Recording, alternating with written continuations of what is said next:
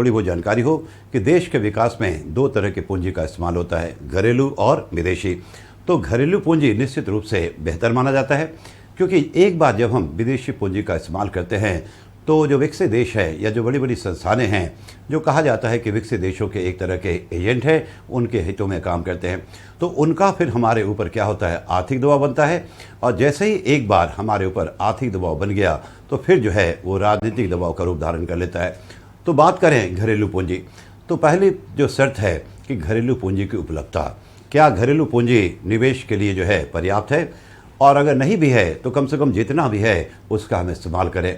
तो दूसरा प्रश्न है, क्या हम उसके लिए तैयार हैं, क्या हमारे देश में जितनी भी घरेलू पूंजी है हम उसका अधिकतम इस्तेमाल कर सकते हैं। क्योंकि एक देश में घरेलू पूंजी की उपलब्धता पहला क्वेश्चन है, और उसको यूज़ करने के लिए क्या हमारा जो बैंकिंग तंत्र है क्या वो इतना मजबूत है। तो अब ज़रा देखें बैंकों का रोल क्या है। अब जैसे मान लो जब बैंक नहीं हुआ करते थे, तो जब हमारे देश में बैंक नहीं थे, बहुत पुरानी बात है, तो उस दौरान भी कुछ लोग होते होंगे जिसको आप कह सकते हो रिच, पैसे वाले, तो उनके पास कुछ न कुछ सरप्लस होता होगा। तो बैंकों के अभाव में वो अपना पैसा कहाँ रखते होंगे, तो घर में। अब घर में कहाँ, तो घर में कहीं भी रखें, क्या फ़र्क पड़ता है। तो देश में पूंजी तो है, घरेलू पूंजी तो है, लेकिन क्या वो देश के काम आ रहा है, नहीं। ज़रूरत है कि जिस पूंजी की बात करें, जो सरप्लस आपका घर के भीतर पड़ा हुआ है, वो वहाँ से निकले और उसका निवेश हो, यानी घर का पैसा घर से बाहर निकले और देश में उसका क्या हो, इन्वेस्टमेंट हो, निवेश हो, जिससे कि अर्थव्यवस्था में गति मिले, उत्पादन बढ़े, पूंजी निर्माण हो, इंफ्रास्ट्रक्चर पे काम हो और ग्रोथ रेट क्या हो, बढ़े। तो यहाँ पे आप देखें बैंक का रोल क्या है। तो बैंक जो है, जैसे ही बैंक आ गया, तो जैसे ही बैंक आपके घर के बगल में खड़ा हो गया, तो कहा जाता है एक प्रेशर चेन क्रिएट होता है, प्रेशर चेन क्रिएट होता है, और लोग अपनी इच्छा से घर से वो पैसा क्या करते हैं, निकालते हैं और बैंकों में जमा करते हैं। तो आप जो है, सबसे मेन चीज़ है, you are coming forward voluntarily, आप अपनी इच्छा से जो है बाहर निकल के और बैंक में पैसे जमा करते हो। तो आखिर कारण क्या है, तो दो कारण है, एक आपके पैसे की सेफ्टी और दूसरा ब्याज। तो इन दो कारण से जो है आप क्या करते हो, अपना जो पैसा है जो आपके पास सरप्लस में पड़ा हुआ है, जो देश के काम नहीं आ रहा है, वो आपके घर से निकला और बैंक में जमा हुआ। तो क्या, जो जैसे ही आपने बैंक में पैसा जमा किया, आप तो रिलैक्स हो गए कि पैसा भी सेफ और ऊपर से ब्याज। लेकिन अब बैंक दबाव में आ गया। क्यों बैंक दबाव में आ गया, क्योंकि बैंक को उस पैसे पे आपको क्या देना है, ब्याज देना है। तो क्वेश्चन है, क्या बैंक उस पैसे को अपने पास सुरक्षित रख सकता है, नहीं। बैंक की मजबूरी है, क्योंकि उस पैसे पे बैंक को क्या करना है, आपको ब्याज देना है।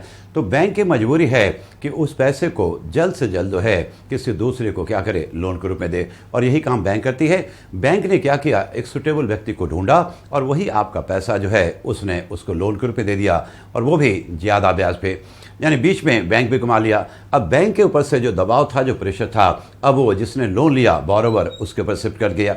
अब जिस व्यक्ति ने बैंक से लोन लिया, उस पैसे का वो क्या करेगा, तो स्वाभाविक है उस पैसे का वो इन्वेस्टमेंट करेगा। तो ज़रा देखें, सिर्फ बैंक के माध्यम से क्या हुआ कि जो पैसा आपके घर में पड़ा हुआ था, सरप्लस मनी, घरेलू पूंजी का हिस्सा था, जो सरप्लस था लेकिन वो देश के काम आने नहीं आया था, लेकिन बैंक के बदौलत जो है वही पैसा आपके घर से निकला और उसका क्या हुआ, निवेश हुआ।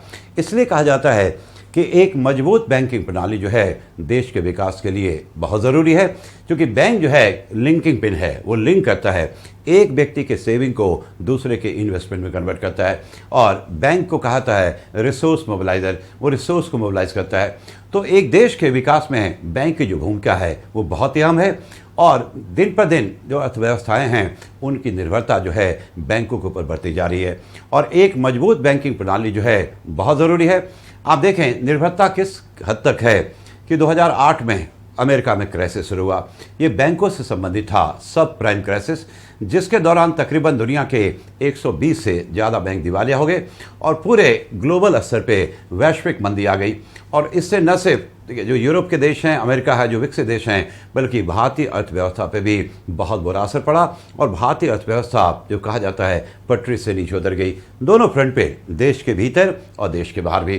खैर, तो हम बात करें बैंकों का, तो बैंक हमारे काफ़ी सारे थे, लेकिन हमारे बैंक सारे लॉस में थे, और 90 के दशक तक आते आते हमारे बैंकों की स्थिति बहुत ही ख़राब थी, चाहे वो प्राइवेट बैंक हो, चाहे वो सरकारी बैंक हो, ठीक है। और बिना देश के, जब तक भारत में आर्थिक सुधार का कार्यक्रम शुरू हो गया LPG मॉडल पे 1991 में, तो बिना एक मजबूत बैंकिंग प्रणाली के जो है एलपीजी मॉडल का कोई मतलब नहीं है।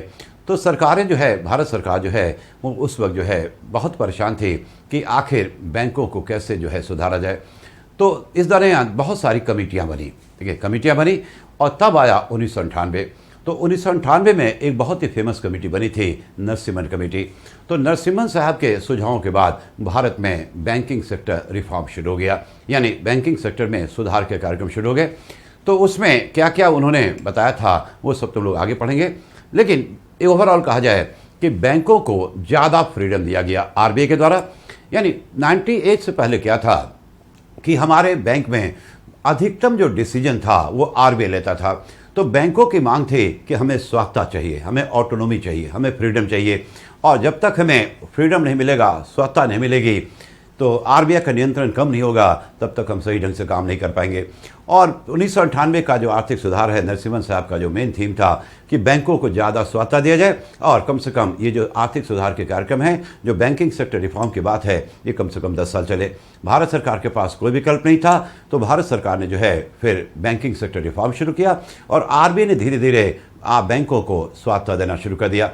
तो उन्होंने, नरसिम्हन साहब ने कम से कम 10 साल का समय मांगा था। लेकिन अगर हम देखें तो 2001-2002 के बाद 2001-2002 के बाद भारत के बैंकों ने क्या किया, प्रॉफिट कमाना शुरू कर दिया, और इसके बाद हमारे बैंकों ने जो है पीछे मुड़ के नहीं देखा। यहाँ तक कि जब 2008 में जो ग्लोबल क्राइसिस था, जो बैंकों से संबंधित था, जब दुनिया के 120 से ज़्यादा बैंक दिवालिया हो गए, तो उस दौरान भी भारतीय बैंक ने क्या किया, ढेर सारा प्रॉफिट कमाया। और मुझे याद है 2015, चाहे वो सरकारी बैंक हो या प्राइवेट बैंक हो, 2015 की बात करें, 2015 में आरबीआई ने एक बयान जारी किया, नोटबंदी से ठीक 1 साल पहले। तो आरबीआई ने एक बयान जारी किया कि पिछले 3 साल में जितने भी सरकारी बैंक हैं वो सारे प्रॉफिट में हैं। तो भारत जैसे देश के लिए ये एक बहुत बड़ी बात है कि जितने भी सरकारी बैंक हैं वो सारे प्रॉफिट में हैं। कारण, चूँकि भारत के लोग जानते हैं, अच्छा एक चीज़ और, कि अगर सरकारी बैंक प्रॉफिट में हैं तो प्राइवेट बैंक का तो प्रॉफिट जो है और भी ज़्यादा होगा। तो भारतीय अर्थव्यवस्था के लिए, भारत जैसे देश के लिए ये एक बहुत बड़ी बात है, क्योंकि हम भारतीय जानते हैं कि सरकारी और प्रॉफिट दोनों में उल्टा संबंध है, कि अगर ये सरकारी है तो प्रॉफिट नहीं होगा, और अगर प्रॉफिट में है तो सरकारी में नहीं होगा, सरकारी नहीं होगा। लेकिन ऐसा नहीं हुआ, सारे सरकारी और गैर सरकारी बैंक सारे प्रॉफिट में आ गए, ठीक है। तो 2015, ठीक है। लेकिन अब पिछले 5-6 सालों से हम देख रहे हैं कि बैंकों के साथ एक अलग समस्या आ गई है, बैंकों का डूबता हुआ कर्ज, जिसको आप कहते हो एनपीए, नॉन परफॉर्मिंग एसेट। यानी बैंकों ने जो लोन दिया वो पैसा काफ़ी डूब गया, और अभी तकरीबन बैंकों का जो डूबा हुआ है पैसा, ठीक है, वो है तकरीबन 9.5 लाख करोड़ के आसपास। यानी 9.5 लाख नहीं, 9.5 करोड़ नहीं, 9.5 लाख करोड़, जो कि एक चिंता का विषय है। तो भारत की बात करें, भारत में जो पिछले कुछ सालों में हम बात करें 2001-2002 से, तो बैंक सारे प्रॉफिट में आ गए। अब जैसे ही आप प्रॉफिट में आते हैं तो निश्चित रूप से पॉजिटिव बदलाव होता है। पॉजिटिव बदलाव ये होता है कि जैसे बैंक प्रॉफिट में है तो उनकी लोन देने की क्षमता क्या होगी, बढ़ जाएगी। तो वो ज़्यादा लोन देंगे, ज़्यादा अगर लोन देंगे तो स्वाभाविक है देश में निवेश क्या होगा, बढ़ेगा, अर्थव्यवस्था को गति मिलेगी। बैंक अगर प्रॉफिट में है तो निश्चित रूप से बैंकों का लोन देने की क्षमता जो है वो बढ़ेगी, साथ साथ बैंकों की रिस्क लेने की क्षमता भी क्या होगी, बढ़ेगी। पुराने जो बैंक होते थे उनसे लोन लेना एक बहुत बड़ी बात होती थी, लेकिन अब बैंकों का लोन देने का जो टर्म्स एंड कंडीशन है वो पहले की तुलना में काफ़ी आसान हो गए हैं, और वर्तमान में तो देखोगे कि बहुत सारे जो लोन है वो ऑनलाइन मिलते हैं। इतना ही नहीं, अगर बैंक प्रॉफिट में हैं तो निश्चित रूप से उनके कार्य क्षेत्र का विस्तार होगा। तो बैंक पहले 4 काम करते थे, अब हमारे बैंक जो है 40 काम करते हैं। तो बैंकों का जो फंक्शन है, जो काम जो है वो दिन पर दिन बढ़ता जा रहा है। खैर, अभी की बात करें तो वर्तमान में भारत में जो सरकारी बैंक के साथ साथ प्राइवेट बैंक जो है उसकी स्थिति भी काफ़ी अच्छी है, एनपीए को अगर हटा दे तो। और अभी भारत में टॉप के जो 4 बैंक हैं, ठीक है, जो 4 बैंक हैं उसमें 2 सरकारी बैंक है और 2 प्राइवेट बैंक है। नंबर 1 पे है एसबीआई, और एसबीआई जो है चूँकि मर्ज हो गया, एसबीआई के जितने सहायक बैंक थे उनको हमने एसबीआई में मर्ज कर दिया, तो नतीजा एसबीआई बहुत बड़ा बैंक हो गया और दुनिया के 50 बैंकों में उसका शुमार है। नंबर 2 पे जो बैंक है भारत का वो है एचडीएफसी जो कि एक प्राइवेट बैंक है। नंबर 3 पे जो है 2 साल पहले तक तीसरा जो बैंक था आईसीआईसीआई नंबर 3 पे था, वो भी प्राइवेट बैंक है। लेकिन 1 अप्रैल 2019 को आपने देखा होगा कि देना बैंक और विजया बैंक, तो इन दोनों का बैंक ऑफ बड़ौदा में विलय हो गया। तो बैंक ऑफ बड़ौदा चूंकि 4थे नंबर पे था, लेकिन विलय के बाद जो है बड़ा हो गया और अब वो 3 नंबर पे आ गया और 4 नंबर पे ICICI आ गया। तो अभी जो वर्तमान में भारत के जो टॉप 4 बैंक हैं उसमें 2 प्राइवेट बैंक है और 2 आपका सरकारी बैंक है। तो बैंक की बात करें, अब थोड़ा सा धीरे धीरे हम लोग जो है मेन काम करें कि बैंकों का जो कार्य है, तो बैंकों का पिछले कुछ साल में हमने देखा कि बैंकों के जो फंक्शन हैं वो दिन पर दिन क्या हो रहे हैं, बढ़ते जा रहे हैं। और मैंने कहा कि पहले बैंक जो है 2 ही काम करता था, 4 काम करता था, अब बैंक जो है 40 काम करता है। लेकिन बैंकों का जितना भी फंक्शन है, जितने भी कार्य हैं, उनको हम लोग 2 भाग मारते हैं। पहला जो आपका है वो है प्राइमरी फंक्शन, यानी प्राथमिक कार्य। बैंकों के जितने भी कार्य हैं उनको हम बांटते हैं 2 भाग में, प्राइमरी फंक्शन यानी प्राथमिक कार्य, ठीक है। और दूसरा जो फंक्शन है इसमें पहले देखो, इसमें 2 ही आता है। पहला है जमा स्वीकार करना, और दूसरा है लोन देना। तो बैंकों के जितने भी कार्य हैं उनको हम 2 भाग मानते हैं। पहला है प्राइमरी, तो प्राइमरी में 2 ही आता है, और बाकी जितने भी बैंकों के कार्य हैं वो आ जाते हैं किसमें, सेकेंडरी यानी द्वितीय। तो इन दोनों के अलावे सेकेंडरी फंक्शन, इन दोनों के अलावे बैंकों के जितने भी कार्य हैं वो किसमें आते हैं, सेकेंडरी में। और सेकेंडरी में जो लिस्ट है बहुत ही लंबा है, यानी इन दोनों के अलावे जो बच जाएगा इसमें आएगा। देखो कैसे। तो पहले बैंकों ने क्या किया, ATM कार्ड दिया, फिर सुना होगा डेबिट कार्ड दिया, फिर जो है बैंक क्रेडिट कार्ड देती है, बैंक जो है इंटरनेट बैंकिंग देती है, बैंक जो है SMS बैंकिंग है, मोबाइल बैंकिंग है। बैंक अब जो है आपका शेयर बाजार का ब्रोकर के रूप में काम करता है। जैसे आपने सुना होगा DP, डिपॉजिटरी पार्टिसिपेंट, कि जब आप शेयर बाजार में ट्रेडिंग करेंगे तो वहाँ पे एक ब्रोकर के माध्यम से, जिसको हम कहते हैं, ठीक है, DP, डिपॉजिटरी पार्टिसिपेंट, तो बैंक उसका भी काम कर रहा है। बैंक जो है म्यूचुअल फंड का भी काम कर रहा है, आपने सुना होगा SBI म्यूचुअल फंड। उसके बाद जो है बैंक जो है लॉकर फैसिलिटी देता है। बैंक जो है अनगिनत काम है, और लिस्ट दिन पर दिन क्या होता जा रहा है, बढ़ता जा रहा है। तो बैंक के जितने भी कार्य हैं, ठीक है, 2 भागों में बांटा, प्राइमरी और सेकेंडरी। तो प्राइमरी में मेनली 2 ही है, आपको ध्यान रखना है। और कहा जाता है कि एक बैंक कहलाने के लिए आपके लिए ये दोनों कार्य करना जरूरी है। यानी जब तक आप ये दोनों फंक्शन परफॉर्म नहीं करोगे तब तक आपको बैंक नहीं कहा जाएगा, ठीक है। बाकी जो कार्य हैं वो कंपल्सरी नहीं है, ठीक है। आप देखोगे बाकी जो कार्य हैं कुछ बैंक करते हैं, कुछ नहीं करते हैं, लेकिन to be called a bank, एक बैंक कहलाने के लिए जरूरी है कि आप जो है ये दोनों कार्य करें, जमा स्वीकार करना और वो भी रेगुलर बेसिस पे, और दूसरा लोन देना। तो प्रश्न मैं आपसे पूछूं, क्या SBI एक बैंक है? तो बिल्कुल बैंक है। क्यों? क्योंकि SBI जो है ये दोनों कार्य करता है, जमा भी स्वीकार करता है और लोन भी देता है। तो अगर मैं आपसे अगर पूछूं कि क्या आप डेली 100 रुपया जो है SBI में जमा कर सकते हो, तो आप कहोगे बिल्कुल। तो ये जरूरी है बैंक कहलाने के लिए। मैं रिपीट कर रहा हूं कि बाकी जो सेकेंडरी फंक्शन हैं वो बैंकों के लिए जरूरी नहीं है, इसलिए देखोगे बैंक टू बैंक जो है वो वैरी करता है। हम सरकारी बैंक की बात करें, जैसे म्यूचुअल फंड, तो ये जो SBI जो है, जो सरकारी बैंक है, वो म्यूचुअल फंड का काम करती है। लेकिन बहुत सारे जो है सरकारी बैंक हैं अभी भी जो है वो काम नहीं करते हैं, ठीक है। बैंक जो है, कुछ बैंक हमारा इंश्योरेंस एजेंट का काम करता है, कुछ बैंक नहीं करते हैं। कुछ बैंक जो है XYZ लॉकर फैसिलिटी देते हैं, कुछ लोग नहीं देते हैं। तो सेकेंडरी फंक्शन जो है परफॉर्म करना वो जरूरी नहीं है, ठीक है। बैंक कहलाने के लिए क्या जरूरी है, ये दोनों कार्य क्या करे, परफॉर्म करे। तो जितने भी कॉमर्शियल बैंक हैं, जो वाणिज्यिक बैंक हैं, तो उनका जो है रजिस्ट्रेशन जो होता है वो होता है बैंकिंग रेगुलेशन एक्ट 1949, बैंकिंग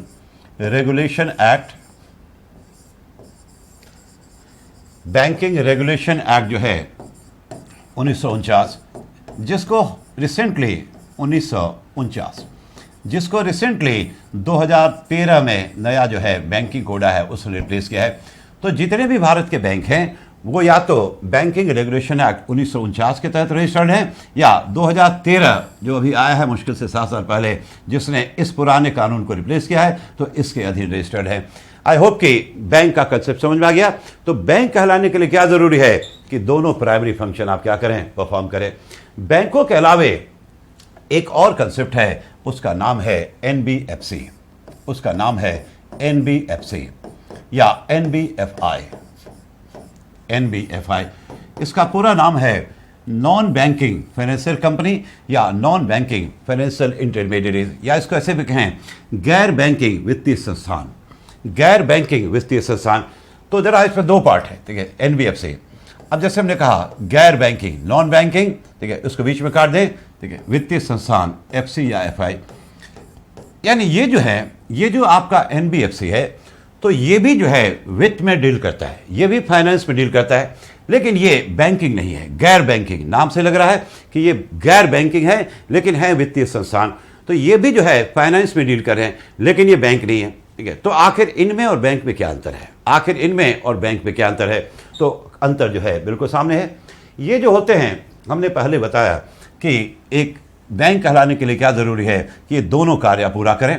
तो ये जो NBFC होते हैं, ये बैंक की तरह ये भी लोन देते हैं, बैंक की तरह ये भी लोन देते हैं, लेकिन ये जमा स्वीकार नहीं करते हैं। ध्यान रहे, यानी दोनों प्राइमरी फंक्शन ये परफॉर्म नहीं करते हैं। ये बैंक की तरह लोन तो देते हैं, लेकिन ये जमा स्वीकार नहीं करते हैं। जमा स्वीकार करने का मतलब रेगुलर बेसिस पे, हाँ हो सकता है ये अपने स्पेशल स्कीम के तहत जो है ये जमा स्वीकार करते हो, लेकिन रेगुलर बेसिस पे ये जमा स्वीकार नहीं करते हैं। लेकिन बैंक के भांति ये लोन भी देते हैं, तो इसलिए इनको कहा जाता है, चूंकि ये दोनों फंक्शन परफॉर्म नहीं करते हैं, तो इसलिए इनको कहा जाता है गैर बैंकिंग वित्तीय संस्थान। अब भारत में बैंकों के साथ साथ इनका भी जो ग्रोथ है बहुत ही ज़बरदस्त है, और मैं कुछ नाम ले रहा हूं, हो सकता है कुछ आपने सुना होगा, कुछ आपने नहीं सुना होगा। जैसे बहुत पुराने था सिटी फाइनेंशियल, नहीं सुना होगा। फिर आपने सुना होगा जी मनी, जिसका नाम अभी बदल गया, मैं नाम बोल रहा हूँ। उसके बाद वो भी नहीं सुना होगा तो सुना होगा मुथूट फाइनेंस, बिल्कुल सुना होगा।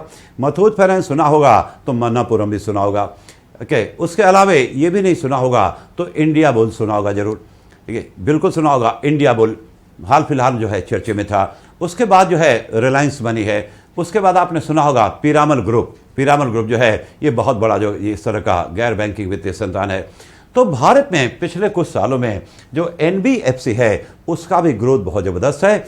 और अभी वर्तमान में हम देखें तो भारत में जो कुल लोन दिया जा रहा है उसका तकरीबन 25 से 27% के बीच में जो है वो NBFC का भी योगदान है। अब NBFC और बैंक दोनों में मूलभूत अंतर समझ में आ गया। अब चूंकि NBFC ये भी फाइनेंस में डील तो करता है, लेकिन चूंकि ये बैंक नहीं है, इसलिए इनका जो रजिस्ट्रेशन है वो बैंकिंग रेगुलेशन एक्ट के तहत नहीं होता है। अब ये रजिस्ट्रेशन का मतलब क्या हो गया? अब जैसे ये आपका जो है हमारे जो बैंक हैं, तो जितने भी बैंक हैं जो दोनों प्राइमरी फंक्शन परफॉर्म करते हैं, तो वो बैंकिंग रेगुलेशन एक्ट के तहत रजिस्टर्ड है, ठीक है। यानी इसी कानून की प्रक्रिया के द्वारा उनका क्या हुआ है, कानूनी रूप से जन्म हुआ है। इसका मतलब कि बैंकों के ऊपर जो है बैंकिंग रेगुलेशन एक्ट के नियम कानून क्या होंगे, लागू होंगे। लेकिन चूंकि जो NBFC हैं वो बैंक नहीं है, तो इसलिए इनका जो रजिस्ट्रेशन होता है वो होता है भारत के कंपनी अधिनियम, कंपनी लॉ। भारत का जो कंपनी अधिनियम है वो सबसे पहला जो सबसे मेन है वो है 1956 का। और बीच में कई बार इसमें संशोधन हुए, लेकिन बाद में फिर वही 2013 में जो है नया कंपनी अधिनियम आ गया।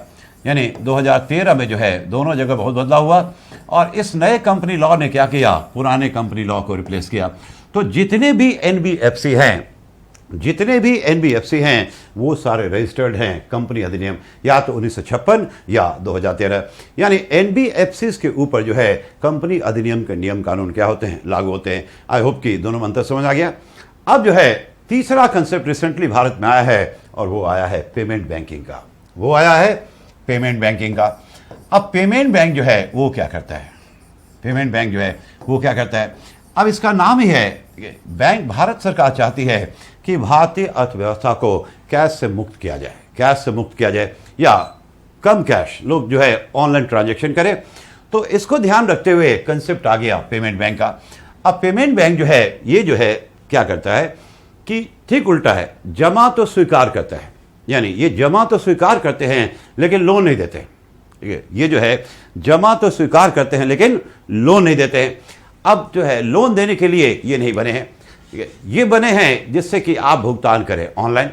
तो जमा क्यों स्वीकार करते हैं, इसमें जो है कुछ नाम, तो एक तो आप हमेशा यूज़ करते हो पेटीएम, तो ये जो है जमा क्यों स्वीकार करते हैं, तो इनको जो है जमा स्वीकार करने की इजाज़त तो है, लेकिन जो है सिर्फ कितने तक, 1 लाख रुपए तक।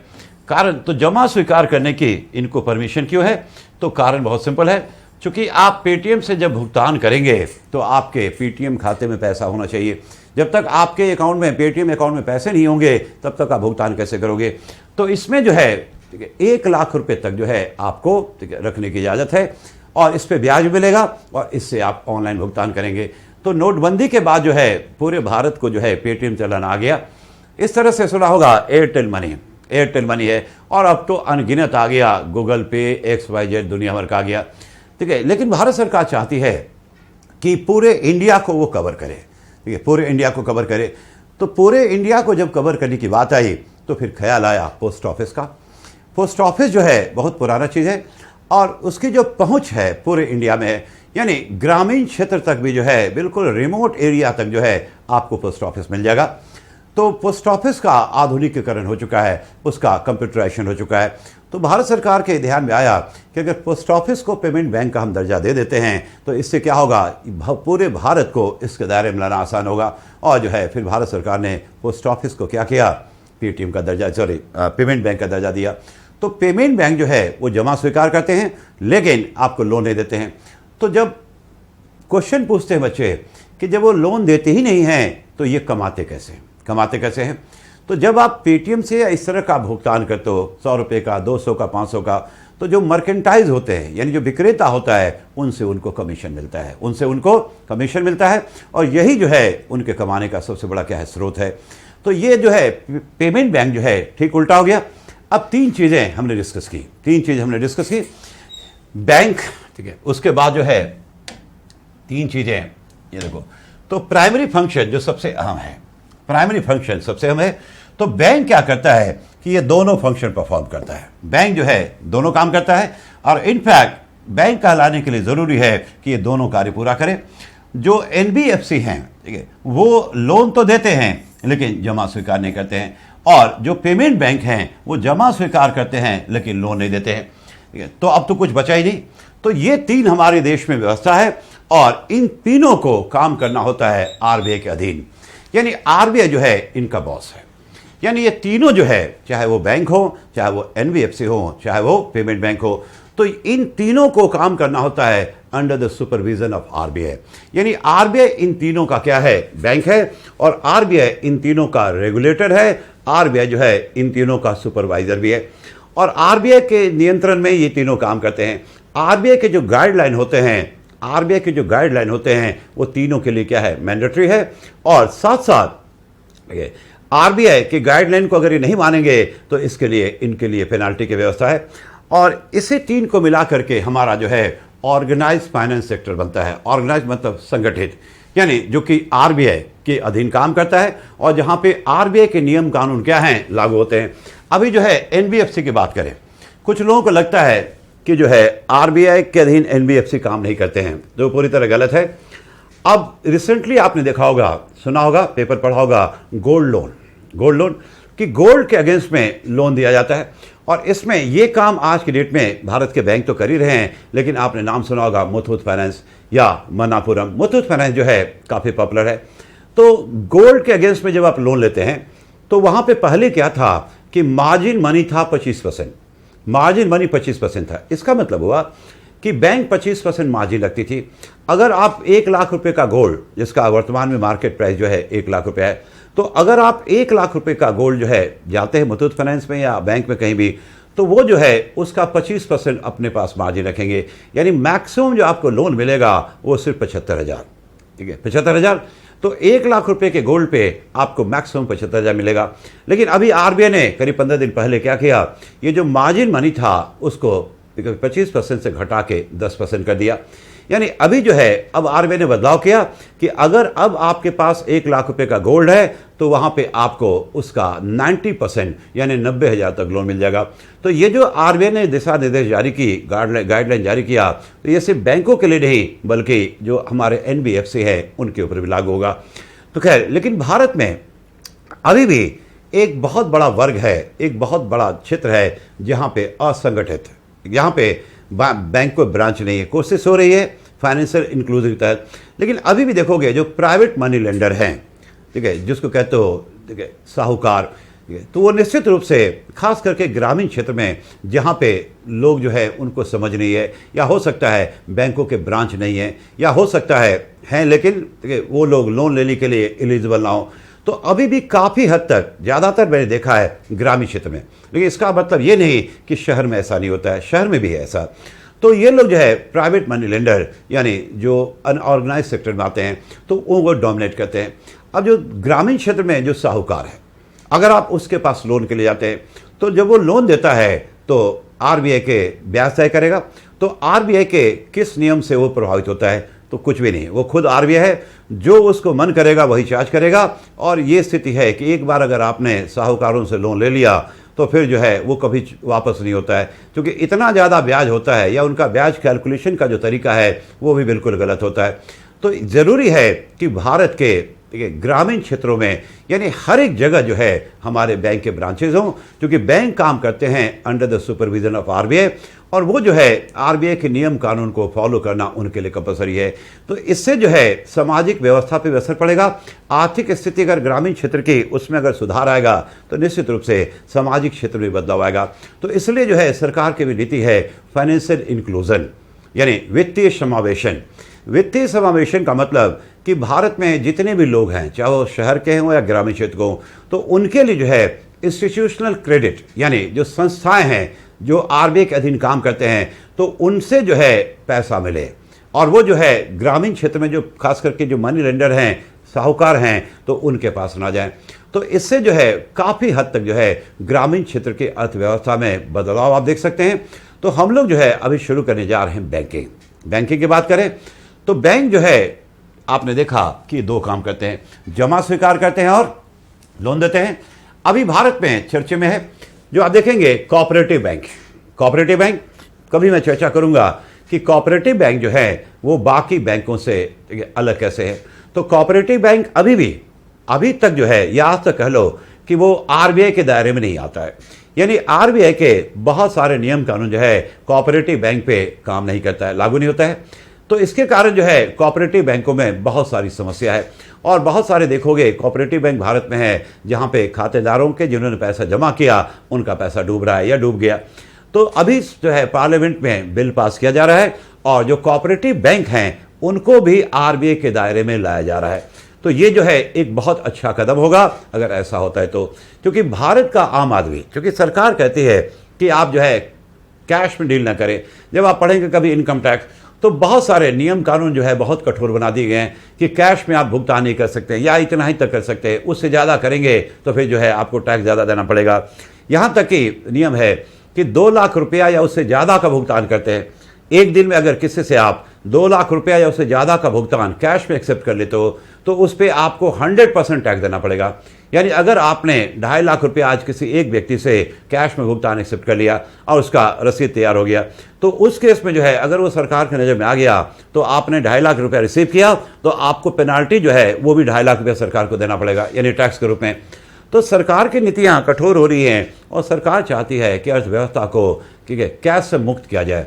कैश से मुक्त तो पूरी तरह कभी नहीं होगा, लेकिन हाँ कम से कम जो है लोग कैश में कम डील करें। तो सरकार चाहती है कि आप अपना पैसा जो है बैंकों में रखें, और दूसरी तरफ हम बैंक में जब पैसा रखते हैं तो पता चला कि बैंक डूब रहा है, बहुत से बैंक जो है अभी समस्या से ग्रसित हैं। तो भारत का आम आदमी फंसा हुआ है, क्या करे? सरकार कहती है कि कैश में डील मत कीजिए, कैश मत रखिए घर में, और बैंक में डालिए, और बैंक में हम डालते हैं तो वहाँ खतरा है कि जो है पैसा डूब सकता है। या आजकल आपने देखा होगा, ठीक है, हैकर्स हैं, भारत के लोग जो है बहुत सक्षम नहीं है, कुछ वर्ग हैं ठीक है, उनको जो है अपने सूचनाओं को अनजाने में लीक आउट कर देते हैं, जिससे कि उनके खाते से पैसा क्या होता है निकल जाता है। और ये जो साइबर क्राइम है उसको लेकर के हमारी सरकार जो है पूरी तरह हेल्पलेस है, हाथ खड़े कर देती है। एक बार आपके खाते से पैसे किसी ने निकाल लिए तो फिर वहां पे जो है आप या सरकार या पुलिस जो है कुछ नहीं कर पाएगी, वो आपका पैसा पूरी तरह से डूब गया। तो बड़ा जो है बदलाव का दौर है, थोड़ा सा आप लोग जो है क्या करें, इसको लेकर के सीरियस रहें। और ठीक है, तो हम लोग बात कर रहे हैं, फिर से शुरू कर रहे हैं बैंकिंग की। ठीक है, बैंक का हमने शुरू में कहा कि एक मजबूत बैंकिंग प्रणाली जो है देश के विकास के लिए क्या है, जरूरी है। तो बैंक बेसिकली चाहे वो सरकारी हो या गैर सरकारी, तो बैंकिंग बेसिकली एक बिजनेस है। बैंकिंग क्या है, एक बिजनेस है जिसका मेन उद्देश्य है प्रॉफिट कमाना, जिसका मेन उद्देश्य प्रॉफिट कमाना।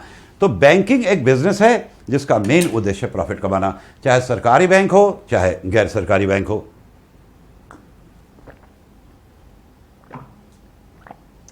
ठीक है, क्यों? क्योंकि जब तक बैंक प्रॉफिट में नहीं होंगे तो बैंकिंग सेक्टर मजबूत नहीं होगा। जब बैंक प्रॉफिट में होंगे तभी उनकी लोन देने की क्षमता क्या होगी, बढ़ेगी, तभी जो है देश में निवेश बढ़ेगा। बैंक अगर प्रॉफिट में होंगे तभी उनका जो है ब्रांचेस की संख्या क्या होगी, बढ़ेगी, और तभी जो है वित्तीय समावेशन संभव होगा। बैंक अगर प्रॉफिट में हैं तभी जो है उनकी लोन देने की क्षमता बढ़ेगी, साथ साथ रिस्क लेने की क्षमता बढ़ेगी। ठीक है, जो पुराना बैंक था 1998 से पहले, जो पुराने लोग बताते हैं कि पुराने बैंक से अगर आपने लोन ले लिया या पुराने बैंक से लोन लेना जो है वो एक तरह से आपके लाइफ का मिशन होता था। यानी अगर आपको बैंक से लोन मिल गया तो समझो कि आपने लाइफ में एक बहुत बड़ा काम किया।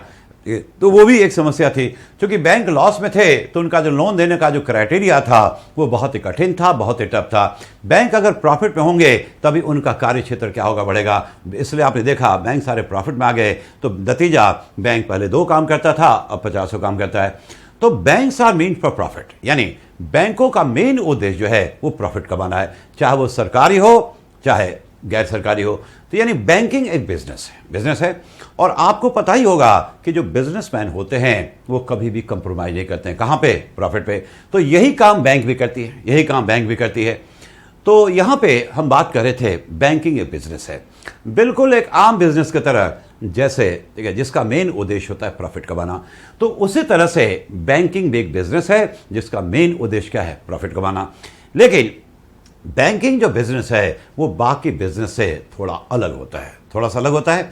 तो बैंक के बारे में कहा जाता है, एक अंग्रेजी वर्ड है, पहले मैं लिख देता हूं फिर उसका मतलब समझाता हूं। एक फाइनेंस में वर्ड है, उसका नाम है ट्रेडिंग ऑन इक्विटी। ये आप जरूर नोट कर लेंगे, ट्रेडिंग ऑन इक्विटी। इसका हिंदी ट्रांसलेशन नहीं हुआ है, तो ट्रेडिंग ऑन इक्विटी आप देवनागरी भाषा में लिख सकते हैं। तो ट्रेडिंग ऑन इक्विटी का मतलब क्या होता है? तो इसका बहुत सिंपल मतलब होता है दूसरे के पैसे से पैसे कमाना, दूसरे के पैसे से पैसा कमाना। यानी बैंकिंग जो है एक बिजनेस है, मेन उद्देश्य प्रॉफिट कमाना है, लेकिन तरीका बिल्कुल अलग है, दूसरे के पैसे से पैसा कमाना। अब देखो बैंक करती क्या है, सपोज कि मैं एक बैंक हूं, तो आप पहले जो है मेरे पास आते हैं और 100 रुपया जमा करते हैं। ठीक है, मैं उसको एक चार्ट बना के समझाता हूं। तो मैं एक बैंक हूं, ठीक है। तो भारत के कुछ लोग जो है, भारत के आम आदमी, भारत का जो पब्लिक है, तो वो मेरे पास आता है और वो अपना 100 रुपये जमा करता है। क्यों जमा कर रहा है? तो पैसे के सेफ्टी और ब्याज। अब मैंने जो है प्रॉमिस किया कि 10% में ब्याज दूंगा। मैं कैलकुलेशन को आसान करने के लिए सिंपल फिगर ले रहा हूं। तो मैंने आपको प्रॉमिस किया कि मैं आपको 10% ब्याज दूंगा। ठीक है, आप निश्चिंत हो गए, आपका पैसा भी सेफ और ऊपर से ब्याज भी। अब बैंक ने क्या किया, उसी पैसे को दूसरे लोगों को क्या किया, ठीक है, ब्याज पे दे दिया। और इस बार जो है 15% ब्याज, यानी ज्यादा ब्याज पे। तो एक व्यक्ति का पैसा दूसरे को दिया और आपको वो दे रहा है कितना, 10%, लेकिन जिसको लोन दिया उससे कितना चार्ज कर रहा है, 15%। तो बीच में जो है कहा जाता है बैंक ने 5% क्या किया, कमा लिया। ये जो 5% है वो बैंकों का ग्रॉस प्रॉफिट है। अब इसमें से बैंक के अपने भी खर्चे होंगे, इतने सारे लोग हैं जो बैंक में काम करते हैं, बैंक का दुनिया भर का खर्चा है। तो मान लो 3% जो है बैंक का खर्चा है, तो 3% वो भी निकाल लो। तो 5% जो है बैंक का खर्चा था और उसमें से 3% में निकाल दिया, तो कितना बच गया, 2% या 2 रुपया। तो बैंक ने जो है यहाँ पे 2 रुपया या 2% जो है प्रॉफिट कमा लिया। ठीक है, बिल्कुल कैसे? इधर का उधर, यानी एक व्यक्ति के सेविंग को दूसरे के इन्वेस्टमेंट में कन्वर्ट किया। तो बैंक ने दोनों व्यक्ति को लिंक किया, एक व्यक्ति का पैसा दूसरे तक पहुंचाया और बीच में जो है उसने 2% या यहां पे ₹2 प्रॉफिट कमा लिया। तो यहां पे बैंक ने अपने जेब से कितना लगाया? अपने जेब से कितना लगाया? तो ₹1 भी नहीं, ₹1 भी नहीं। बिना अपने जेब से ₹1 लगाए हुए बैंक ने क्या किया? ₹2 का प्रॉफिट कमा लिया। तो इससे बेहतर जो है बिजनेस क्या हो सकता है? क्योंकि लोग जो है अपने जेब से पैसे लगा लगा के, बहुत से बिजनेस होते हैं कि लोग अपने जेब से पैसे लगा लगा के थक जाते हैं, फिर भी प्रॉफिट नहीं कमा पाते हैं, अंत में बिजनेस को बंद करते हैं। लेकिन बैंक तो यहां पे अपने जेब से कुछ भी नहीं लगा रहा है, ठीक है। एक व्यक्ति के पैसे को, सेविंग को क्या किया? दूसरे के इन्वेस्टमेंट में कन्वर्ट किया, दोनों को लिंक किया, लिंकिंग पिन, और जोड़ने का काम किया और बीच में ₹2 प्रॉफिट कमा लिया। तो यहां पे बैंक का जो बिजनेस है, तो लगता क्या है कि इससे बेहतर कोई बिजनेस हो ही नहीं सकता है, बिना कुछ लगाए हुए और प्रॉफिट कमा लो। लेकिन अभी यहां पे उस पर हम डिस्कस करें, लेकिन उससे पहले एक चीज यहां पे देखें, दो ब्याज दर है। एक बैंक जो हमें ब्याज दे रहा है 10%, तो इसको हम कहते हैं डिपॉजिट रेट, इसको हम कहते हैं जमा दर यानी डिपॉजिट रेट। यानी वो ये रेट है जो बैंक हमें दे रहा है, किस चीज पे? तो हमारे डिपॉजिट पे, ठीक है, डिपॉजिट रेट। और दूसरा जो है ये आपका जो रेट है वो 15%। तो 15% क्या है? ये है आपका लेंडिंग रेट, यानी जिस रेट पे बैंक हमें क्या कर रही है? लोन दे रही है। तो लेंडिंग रेट ब्याज दर है, जिस दर पे बैंक क्या कर रही है? ब्याज दे रही है, तो लेंडिंग रेट है। तो दो रेट जो है बैंक के संदर्भ में बहुत इंपॉर्टेंट है। एक है आपका जमा दर, डिपॉजिट रेट, जो बैंक हमारे डिपॉजिट पे देती है, और दूसरा है लेंडिंग रेट, यानी जब हमें बैंक लोन देती है तो ये रेट चार्ज करती है। तो हमेशा आप देखेंगे कि जो लेंडिंग रेट होगा, ये जो 15% है, वो हमेशा जो डिपॉजिट रेट है उससे ज्यादा होगा, जिससे कि बैंकों को प्रॉफिट मार्जिन जनरेट हो। क्या संभव है कि जो लेंडिंग रेट है डिपॉजिट रेट से कम हो जाए? यानी बैंक हमें जो डिपॉजिट पे ब्याज दे रही है वो ज्यादा है और जिस रेट पे हमें लोन दे रही है वो कम है। क्या संभव है? तो आप कहेंगे नहीं, बिल्कुल सही है। क्यों नहीं संभव है? क्योंकि उससे बैंक क्या होगा? बैंक को लॉस होगा। और उस केस में आपको पता ही है, भारत के लोग जो है जो बहुत ही टैलेंटेड है और खास करके उल्टे सीधे कामों में तो उनका दिमाग बहुत तेज चलता है। अगर ऐसा हो कि लेंडिंग रेट कम हो, जैसे मान लो ये 10% कर दो और ये जो है आपका 15%, तो ये तो कभी होगा नहीं, बैंक को लॉस होगा। लेकिन तब भारत के लोग क्या करेंगे? वो एक ही काम करेंगे, बैंक से लोन लेके बैंक में ही जमा कर देंगे। आप देख सकते हैं, बैंक से लोन लेके बैंक में जमा कर देंगे, उससे तो बैंक डूब जाएगा। तो इसलिए हमेशा ध्यान रखिएगा कि जो लेंडिंग रेट है ये जो है हमेशा डिपॉजिट रेट से क्या होगा? डिपॉजिट रेट से ज्यादा होगा। और एक चीज और, अगर इसमें बदलाव होगा, देखिए इसमें बदलाव होगा, थोड़ा सा इसको मैं समझा दूं, देखिए इसको मैं समझा दूं जिससे कि समझने में आसानी हो आपको। ये 10% है और ये आपका कितना है? ये आपका जो है वो है 15%, ठीक है, 15%। तो बैंक का जो प्रॉफिट मार्जिन है, ग्रॉस प्रॉफिट जो है, सकल जो है वो 5% है। तो अगर मान लो, ये हम लोग आगे पढ़ेंगे आरबीआई के मौद्रिक में कि आरबीआई देखोगे रेपो रेट, एक्सपेक्टेड सब घटाती बढ़ाती रहती है। तो अगर मान लो इसमें कमी आती है, बैंक इसमें कटौती करता है, मान लो बैंक ने 15 से घटा के 13% कर दिया, और अगर वो इसको 10% ही मेंटेन करता है तो बैंक का प्रॉफिट मार्जिन क्या रहेगा? कम हो जाएगा, 5 से घट के 3 हो जाएगा। तो और बिजनेसमैन प्रॉफिट में कभी कंप्रोमाइज नहीं करता है, तो जैसे ही इसमें बदलाव होगा तो आप देखेंगे इसमें भी बदलाव होगा, इसमें भी क्या होगी? कमी आ जाएगी, ये भी घट के 8% हो जाएगा, जिससे बैंकों का जो मार्जिन है वो मेंटेन है, क्योंकि प्रॉफिट पे कभी कंप्रोमाइज नहीं करेंगे। तो दोनों ब्याज दर में कहीं ना कहीं क्या है? सीधा संबंध है। और इन सब चीजों को हम लोग काफी डिटेल में आगे पढ़ते हैं। तो खैर, तो बैंकों की मैंने बात की, बैंक्स आर ट्रेडिंग और इक्विटी, यानी दूसरे के पैसे से क्या कर रहे हैं? पैसा कमा रहे हैं। तो दूसरे के पैसे से पैसा कमा रहे हैं, तो इससे क्या लगता है कि इससे बेहतर तो कोई बिजनेस ही नहीं है। लेकिन ठीक है, एक तरह से वो सही है, लेकिन नतीजा इसका होता है कि ये बिजनेस बहुत ही रिस्की माना जाता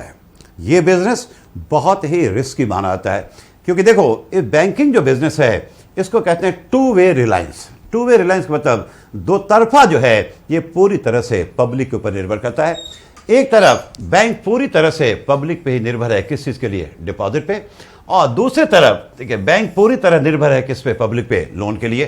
तो जरूरी है किसी बैंक के लिए दोनों चीज, कि अधिक से अधिक लोग बैंक में जाएं और अपना पैसा जमा करें।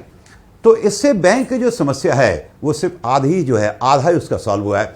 अब बैंक की मजबूरी है कि अधिक से अधिक लोग जो है बैंक के पास जाएं और बैंक से लोन लें। ठीक है, तो बैंकों के बारे में कहा जाता है कि no doubt trading on equity, दूसरे के पैसे से पैसे कमाते हैं, लेकिन ये जो बिजनेस है बहुत ही रिस्की है। और देखो, दो तरफा रिलायंस है, एक तरफा नहीं, यानी दोनों तरफ जो है ये किसके ऊपर रिलाई कर रहा है, तो पब्लिक ऊपर। और इसलिए बैंक जो हमारे हैं वो इस एजम्पशन पे काम करते हैं, इस मान्यता पे काम करते हैं कि जितने भी डिपॉजिट होल्डर हैं, यानी जिनका बैंक में पैसा है, वो एक ही समय में बैंक में नहीं पहुंचेंगे अपना सारा पैसा निकालने के लिए। अगर एक ही समय में सारे डिपॉजिट होल्डर बैंक पहुंच जाते हैं अपना सारा पैसा निकालने के लिए, तो फिर बैंक क्या होगा, डूब जाएगा, दिवालिया हो जाएगा। तो बैंक इसी एजम्पशन पे काम करता है कि एक ही समय में सारे डिपॉजिट होल्डर जो है बैंक में अप्रोच नहीं करेंगे आस्किंग फॉर 100% विड्रॉल। ठीक है, जैसे बिल्कुल उसी तरह से जैसे लाइफ इंश्योरेंस कंपनियां, जो इंश्योरेंस कंपनियां हैं लाइफ इंश्योरेंस का, वो भी इसी एजम्पशन पे काम करता है कि जितने भी पॉलिसी धारक हैं उन सबों की मृत्यु जो है एक ही समय में नहीं होगी। अगर सारे पॉलिसी होल्डर की मृत्यु जो है एक ही समय में हो गया तो वो इंश्योरेंस कंपनी डूब जाएगा। तो लेकिन क्या यह संभव है, क्या यह संभव है कि सारे डिपॉजिट होल्डर जो है एक ही समय में बैंक में पहुंचे अपना सारा पैसा निकालने के लिए? तो संभव है या नहीं है? तो बिल्कुल संभव है, और ऐसा हुआ भी है। तो पहले जो है ये खतरा प्राइवेट बैंकों के साथ था, अब ये जो बैंक खतरा है वो सरकारी बैंक के साथ है। मैं एक घटना सुना रहा हूं, क्योंकि इस घटने का जब आगे आप पढ़ेंगे मौद्रिक नीति, तो वहां पे एक वर्ड आप सुनेंगे, लिक्विडिटी। ठीक है, तो लिक्विडिटी के बहुत से मीनिंग है। नॉर्मली आप जानते हैं लिक्विडिटी मतलब कैश, वो भी सही है, लेकिन इसके अलावे लिक्विडिटी के कई सारे मीनिंग है। तो ये बात है करीब 20 साल पुरानी बात है, 20 साल पुरानी बात है। तो उस वक्त जो है हमारा एक प्राइवेट बैंक ICICI जो बहुत तेजी के साथ आगे बढ़ रहा था। अभी भी देखोगे ICICI बैंक की जो रैंकिंग है वो चौथी है। ठीक है, लास्ट ईयर तक ये तीसरी थी। तो बहुत तेजी के साथ ICICI बैंक का ग्रोथ हो रहा था, और उसका जो प्रॉफिट कमाने का जो रेट था बहुत बहुत ज़्यादा था, और हम लोग उसको बैंक नहीं महाबैंक कहते थे। और जिस तरह से ICICI बैंक आगे बढ़ रहा था, ऐसा लग रहा था कि बहुत जल्द इंडिया का जो है लीडिंग बैंक हो जाएगा। ठीक है, अच्छी बात है, लेकिन लाख गुण हो आप में, लेकिन एक अवगुण है, अंत में वर्ड आ जाता है प्राइवेट। ये तो इंडिया में है, आपको पता ही है कि लाख आप में खूबी है, लेकिन अंत में एक वर्ड आ गया प्राइवेट, तो सारा खूबी चला गया। और ठीक उल्टा, लाख आप में अवगुण है, लेकिन एक वर्ड आ गया सरकारी, तो सारे अवगुण खत्म हो गए। तो वही बात है। ये शुरुआत हुई, एक शहर है अहमदाबाद, पता ही होगा आपको। अहमदाबाद जो है गुजरात में है, और राजधानी तो नहीं है, लेकिन अहमदाबाद जो शहर है उसको एक नदी है साबरमती। तो साबरमती जो है अहमदाबाद को दो भाग में बांटती है। तो नदी का एक साइड का जो हिस्सा है अहमदाबाद है, और दूसरा साइड जो है वो गांधीनगर है, जो गुजरात का ऑफिशियल क्या है, कैपिटल है। तो ये बात है अहमदाबाद की। तो दिन का 10 बजे बैंक खुला, तब तक र्यूमर आ गया कि ICICI दिवालिया हो गया। र्यूमर पता ही आपको कितनी तेजी से फैलता है, तो तब तक र्यूमर आ गया ICICI दिवालिया हो गया, और आधे घंटे के भीतर पूरा जो है अहमदाबाद जान गया कि ICICI दिवालिया हो गया। ठीक है, लोगों को विश्वास भी हुआ, नहीं भी हुआ, लेकिन लोग हमेशा सेफ साइड में रखना पसंद करते हैं अपने आप को। तो इस केस पे लोग क्या करेंगे? जिनका बैंक में खाता है, पैसे है, तो बैंक में जमा करने तो कोई नहीं पहुंचेगा।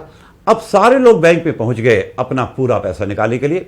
तो जिनका जो है कम पैसा था वो ATM मशीन के सामने लाइन में लग गए, और जिनका ज़्यादा था वो सीधे बैंक में पहुंच गए, ठीक है, पूरा पैसा निकालने के लिए। और बड़ी लंबी लाइन लग गई, बैंक में भीड़ हो गई। ठीक है, क्योंकि उस केस में सारे डिपॉजिट होल्डर जो है एक ही बार बैंक में पहुंचते हैं सारा पैसा निकालने के लिए। तो नतीजा बैंक में भीड़। मैंने कहा अब ये स्थिति थी कि शहर के जहाँ से भी हो सकता था ट्रकों में पैसा भर भर के लाया गया, और जो है लोगों का पेमेंट हुआ।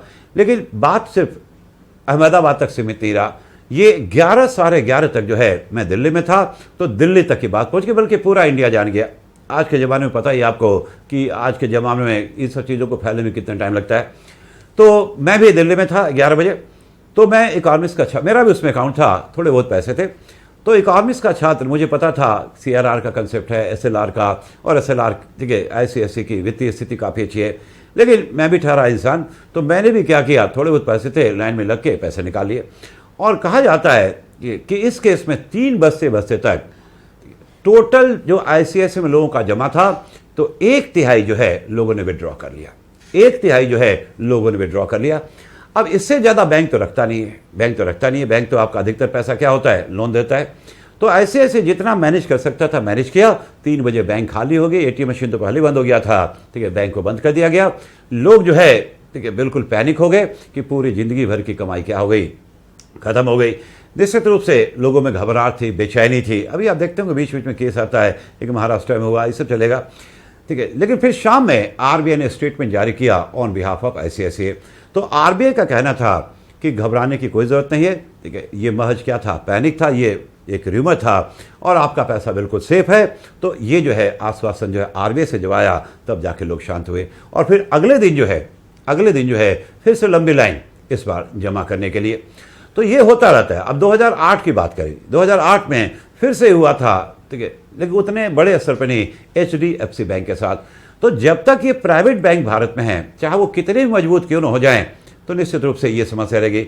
लेकिन हाल फिलहाल जो है, अब जो है ये समस्या सरकारी बैंक के साथ भी है। देखो, सरकारी बैंक में जो है थोड़ा सा उनको सेफ है, ठीक है, वो थोड़ा सेफ इसलिए है क्योंकि उनके साथ जुड़ा हुआ है सरकारी, और वहाँ पे र्यूमर जो है बहुत तेज़ी से नहीं फैलता है, या नहीं फैलता था कह लो। अब मान लो आपका है एक मित्र है, वो आपसे आके कहता है कि एसबीआई दिवालिया हो गया, तो आप क्या करोगे, आपका रिएक्शन क्या होगा, ठीक है, आपका रिएक्शन क्या होगा? अगर वो कहता एचडीएफसी दिवालिया हो गया, तब तुरंत जो है मोबाइल उठाते और सोशल मीडिया ग्रुप पे उसको क्या करते, शेयर करते। लेकिन आप क्या करेंगे, उसको 2 थप्पड़ लगाएंगे और उससे कहेंगे कि पता नहीं सरकारी है, ठीक है। तो सरकारी बैंकें काफ़ी हद तक सेफ थी। लेकिन हाल फिलहाल जो है ये खतरा सरकारी बैंकों के ऊपर भी है, क्योंकि सरकारी बैंक बहुत सारे हैं और अभी जो है बैंकों का एनपीए बहुत ज़्यादा है, यानी बैंक ने जो लोन दिया वो पैसा क्या हो रहा है, डूब रहा है। अब इस केस में क्या होता है कि अलग अलग बैंकों का एनपीए अलग अलग है। मान लो आपका पीएनबी में अकाउंट है और पीएनबी में पता चला कि उसका एनपीए जो है, पीएनबी जो लोन दिया वो बहुत ज़्यादा बढ़ गया। अचानक रिपोर्ट आया कि पीएनबी का जो एनपीए है, यानी पीएनबी जो लोन दिया, क्योंकि आपके पैसे को यूज़ करती है, तो वो बहुत ज़्यादा डूब रहा है। या मान लो पीएनबी में एक घोटाला हुआ नीरव मोदी का, उससे काफ़ी नुकसान हुआ पीएनबी को, और अचानक से 2-4 और घोटाले जो है वो पता चला पीएनबी के साथ हुए। तो जैसे ही इस तरह के केसेस जाएंगे, एनपीए ज़्यादा हो गया या बहुत बड़े बड़े घोटाले हो रहे इस बैंक में, तो उस बैंक के प्रति, भले वो सरकारी बैंक क्यों ना हो, भारत के लोगों का, जमा धारकों का विश्वास क्या होगा, कम हो जाएगा। और लोग फिर क्या करेंगे, पीएनबी से पैसे निकाल के किसी दूसरे सरकारी बैंक में शिफ्ट कर जाएंगे। और आज का जो माहौल है, टेक्नोलॉजी का युग है। हमारे टाइम में तो चलो हमने बैंक के एटीएम में लाइन लग करके क्या किया था, पैसा निकाला था, तो आपको तो उसकी ज़रूरत नहीं पड़ेगी। आज के जो लोग हैं वो जो घर बैठ के क्या करेंगे, इंटरनेट खोलेंगे और इंटरनेट बैंकिंग या मोबाइल बैंकिंग से बटन दबाएंगे और जो है कुछ सेकंड में ही जो है पीएनबी से सारा पैसा निकल जाएगा। तो आज की डेट में ये जो खतरा है सिर्फ जो है प्राइवेट बैंक तक ही नहीं है, ये जो है सरकारी बैंक भी इसके लपेटे में आ चुके हैं। तो बैंकिंग एक बिजनेस है, ट्रेडिंग ऑन इक्विटी, दूसरे के पैसे से पैसा कमाती है। तो देखने में तो लगता है कि ये बिजनेस बहुत ही बढ़िया है, बहुत ही अट्रैक्टिव है और इससे बेहतर कुछ हो नहीं सकता है। लेकिन ये बिजनेस बहुत ही रिस्की है, मैंने कहा, क्योंकि इस बिजनेस में क्या है, 2 वे रिलायंस, यानी दो तरफा, यानी बैंकिंग जो बिजनेस है वो पूरी तरह से या दो तरफा बिजनेस किसके ऊपर डिपेंड करता है, पब्लिक के ऊपर। यानी हर एक बैंक की मजबूरी है कि अधिक से अधिक लोग बैंक में जाएं और पैसे जमा करें। तो इससे बैंक का जो प्रॉब्लम है वो आधा उसका समाधान हुआ, 50%। अब बैंक की क्या मजबूरी है कि अधिक से अधिक लोग बैंक पे जाएं और बैंक से क्या करें, लोन ले, तो तभी जो है बैंक बीच में क्या कर पाएगा, इनकम जनरेट कर पाएगा और तभी बैंक को प्रॉफिट होगा। तो बैंकिंग बिजनेस जो है, मैंने क्या कहा आपसे, ट्रेडिंग ऑन इक्विटी, यानी दूसरे के पैसे से पैसा कमाना, ये बहुत ही रिस्की है। और रिस्की होने के कारण जो मैंने कहा कि बैंकों का जो एजम्पशन है, बैंक जो है ये मान के काम करती है, मान के बिजनेस करती है कि जितने भी खातेदार हैं, जितने भी डिपॉजिट होल्डर हैं, वो एक ही बार में बैंक में नहीं पहुंचेंगे अपना सारा पैसा निकालने के लिए, ठीक है। और अगर ऐसा होगा तो वो बैंक डूब जाएगा। और क्या ऐसा संभव है? तो बिल्कुल संभव है। और वर्तमान में तो हमारे जो है न सिर्फ प्राइवेट बैंक बल्कि सरकारी बैंक जो है इस खतरे से जूझ रहे हैं, क्योंकि जो भी कारण हो, घोटाला हो, एनपीए हो, एक्सपेजेड, तो नतीजा भारत के लोगों का जो बैंकिंग सेक्टर पे जो है भरोसा क्या होगा उससे कम हो जाएगा। और भारत के आम लोग जो है बुरी तरह फंसे हुए हैं, क्योंकि सरकार कहती है कि कैश मत रखिए, कैश में डील कीजिए, आप ऑनलाइन पेमेंट कीजिए, कैश में अगर आप भुगतान करेंगे तो आपके लिए टैक्स है, आपके लिए पेनाल्टी है, और आप अपना जो है पैसा बैंक में रखें, और बैंक में रखें तो फिर जो है हमारा पैसा कितना सेफ है। ठीक है, पैसा टोटल अनसेफ है जो आपको मैंने कहा। तो ज़रूरी है बैंकिंग सेक्टर पे जो अभी काम करने की ज़रूरत है, खास करके अगर सरकार चाहती है कि पेमेंट बैंकिंग को प्रमोट करे या ऑनलाइन बैंकिंग को क्या करे, प्रमोट करे, तो भारत के लोगों का जो पैसा है भारतीय बैंक में वो पूरी तरह से क्या रहे, सेफ रहे। ठीक है, तो हम लोग जो है अब शुरू करेंगे बैंकिंग के लिए, बैंकिंग कैसे काम करता है, और जो है कुछ करंट चीज़ों को डिस्कस करेंगे। जब आप यूपीएससी के लिए पढ़ रहे हैं तो जो एप्लीकेशन बेस्ड पढ़ाई करेंगे, क्योंकि मैंने देखा है कि जो आप पढ़ते हैं, बैंकिंग पढ़ते हो, तो बैंक कितने तरह का होता है, शेड्यूल बैंक क्या है, नॉन शेड्यूल बैंक क्या है, किस बैंक का किस में विलय हुआ, आपको लगता है कि ये सब चीज़ यूपीएससी पूछेगा। तो वो सब चीज़ें शॉर्ट में, लेकिन मेन चीज़ है एप्लीकेशन, जहाँ पे चीज़ों को एनालाइज करना है। वर्तमान में जो स्थिति है, जब तक आपके कंसेप्ट नहीं क्लियर होंगे तब तक जो है आप जो है लिख नहीं पाओगे। तो इसलिए ध्यानपूर्वक सुनोगे, क्योंकि अब जो है हम लोग डिस्कस करेंगे उन सब चीज़ों को जो कि आम आदमी नहीं समझ पाता है, और भारत में अभी वर्तमान में समस्या क्या है।